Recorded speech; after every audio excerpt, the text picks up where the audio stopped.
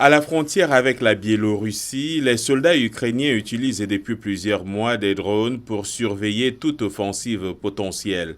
Samedi, on a appris que le président russe Vladimir Poutine envisageait de stationner des armes nucléaires tactiques en Biélorussie.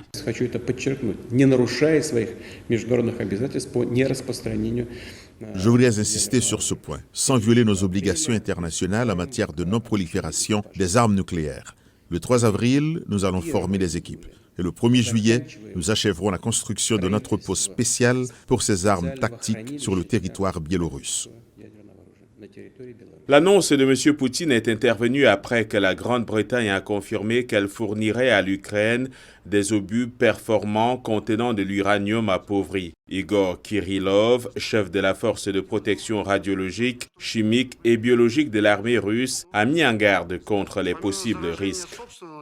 Outre la contamination de sa propre population, cela causera également des dommages économiques colossaux au secteur agricole de l'Ukraine, principalement en ce qui concerne les cultures et l'élevage. Le ministère britannique de la Défense a réaffirmé sa décision, expliquant que le risque de radioaction était faible et l'OTAN a qualifié la rhétorique nucléaire de Poutine de dangereuse et irresponsable selon l'agence de presse Reuters. L'invasion russe a déjà gravement endommagé l'environnement en Ukraine, a déclaré Ruslan Strylet, ministre ukrainien de la protection de l'environnement et des ressources naturelles. Nous avons recensé plus de 2300 cas de crimes contre l'environnement en Ukraine. Le montant total des dommages s'élève à plus de 51 milliards de dollars américains. Son ministre déclare qu'il demandera des réparations à la Russie.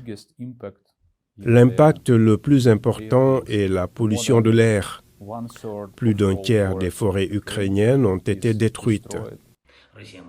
Au cours du week-end, le président ukrainien Volodymyr Zelensky a déclaré à son peuple que les criminels de guerre russes auraient à répondre de leurs actes. On s'attend à ce que le dirigeant ukrainien se joigne au secrétaire d'État américain Antony Blinken pour une table ronde intitulée « Une paix juste et durable en Ukraine ». Ce sera lors du deuxième sommet pour la démocratie qui doit s'ouvrir demain à Washington.